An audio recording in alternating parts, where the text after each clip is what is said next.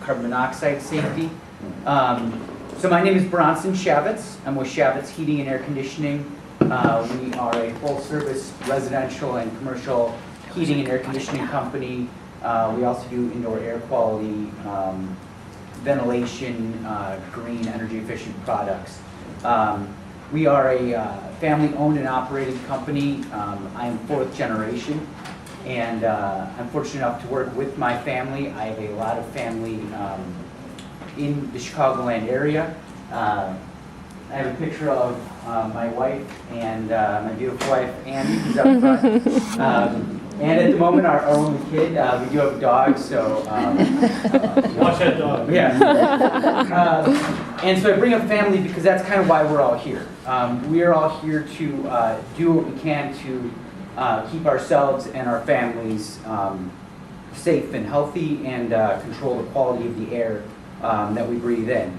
Paula made a very good point that a lot of what we breathe in really affects our health and what's going in our bodies. So I'm going to be talking specifically about carbon monoxide.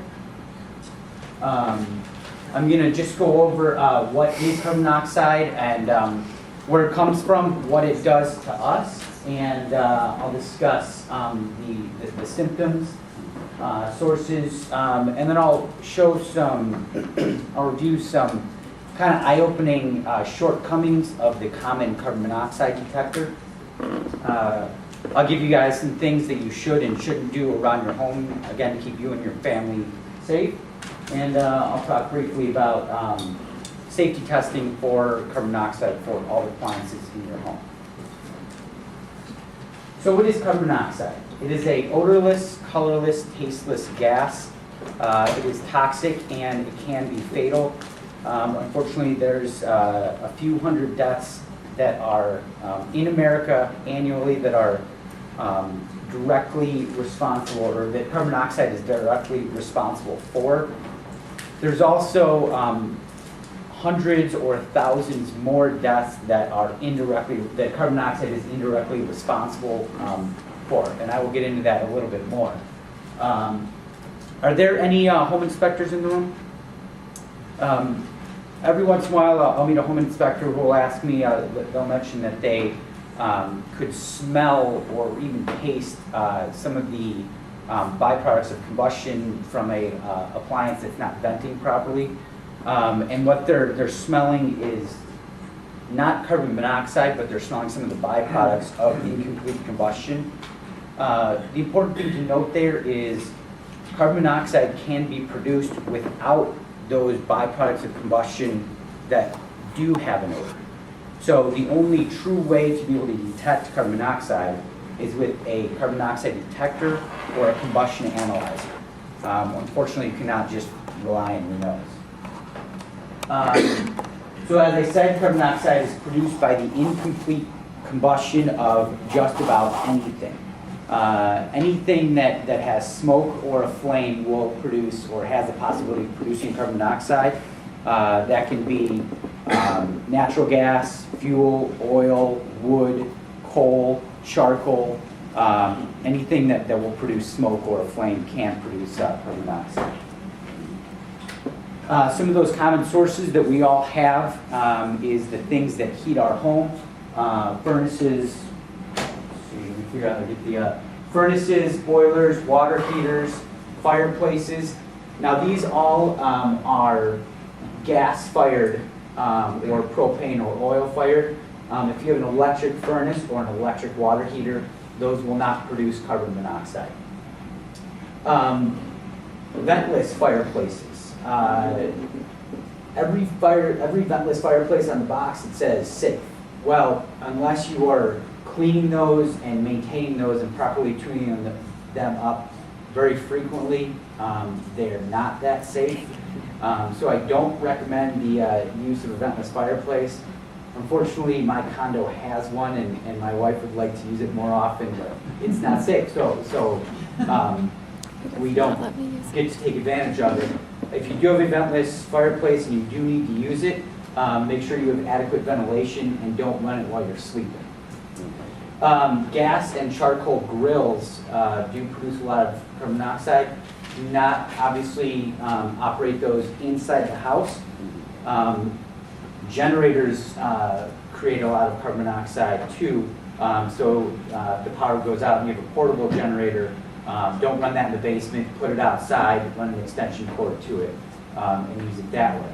Now, both grills and generators, unfortunately, there has been stories of both grills and generators outside the home. The winds are blowing just right, and those fumes come into the house, and people have been overcome by grills and generators outside getting blown in. Power goes out in the middle of the summer, you want to open up your window because it's hot. But unfortunately, if you have a generator outside, those aren't windows that you should open. Same with charcoal grills. If it smells really good inside the house, you know, dinner's on the way, but that's a bad sign. So close those doors and those windows next to the grill. Ovens, surprisingly, even brand new ovens do prove it. Typically, of all the ones that I've tested, almost all of them were putting out way more carbon monoxide than the allowable limit. Fortunately, it's only a small amount of volume of gas, but it's pretty concentrated. Some people think if you use those for space heaters, they You should, open the oven and you turn it on. And you use yeah, it and you should never heat your house with your oven. It's not, it's a very dangerous way to heat your house. I'm convinced that come Thanksgiving time, at the end of the night, it's not the turkey that's making you tired. It's not the long conversations with your crazy Uncle Benji that are making you irritable. It's running your, I'm referring to a different Uncle Benji, not mine, by the way. So, you know, so if you're running your oven for a long period of time, make sure that you have adequate ventilation, or better yet, get your oven tuned up by a qualified technician who can make sure that it's operating safely. Anything that has a combustion engine, vehicles, lawnmowers, leaf blowers, will produce a lot of carbon monoxide. Do not operate those inside your garage. The best practice for warming up your car in the morning is pull it out of the garage and let it warm up in the driveway.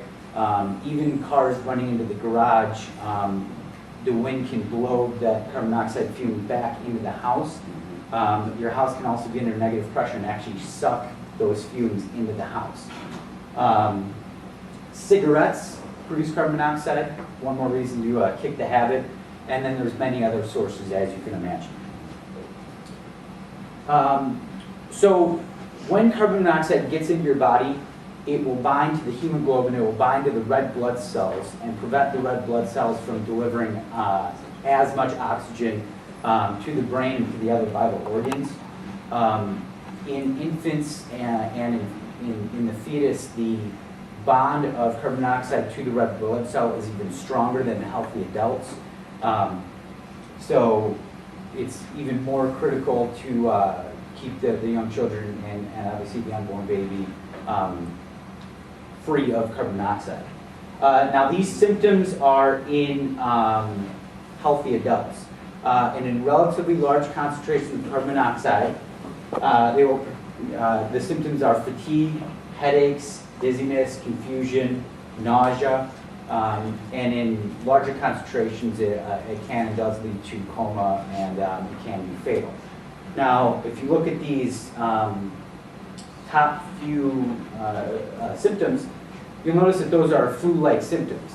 And in the vast majority of people that are hospitalized, but fortunately are able to recover from carbon monoxide poisoning, when interviewed, almost all of them will say that they thought that they just had a bug or they had the flu, and they had no clue that an appliance in the house was putting out a lot of carbon monoxide.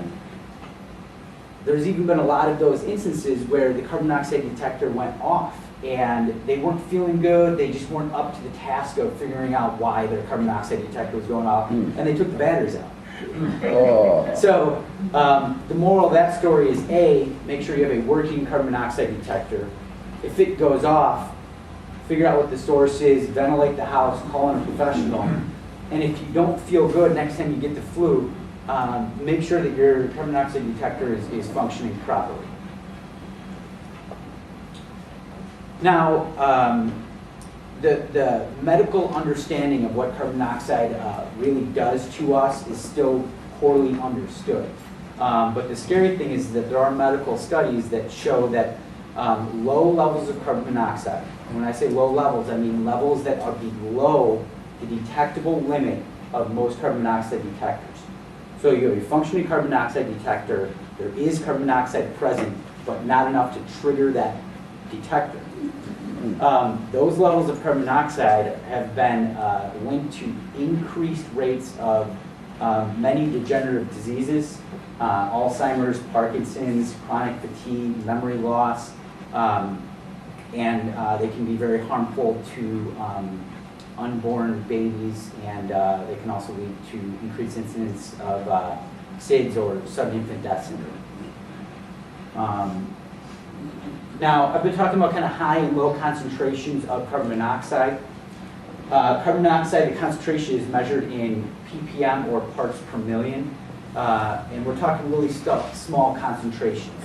One carbon monoxide molecule for every million molecules of air. That's 1 ppm. So it doesn't take much of this stuff to have effects to us in our bodies.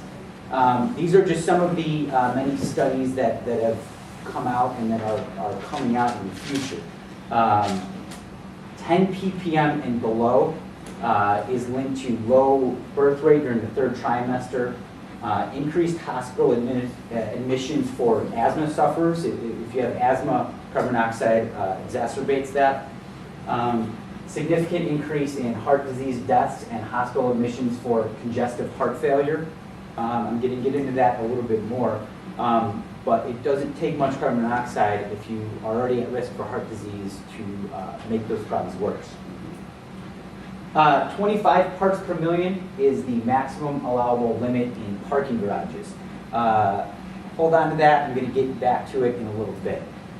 30 parts per million is the earliest onset for exercise-induced angina. 50 parts is the maximum recommended exposure in an 8-hour workday by OSHA. At 200 and above, that's when healthy adults will start showing symptoms within a few hours, and death can result within a few hours, a coma and then death. Now, all of these concentrations are what will happen to healthy adults.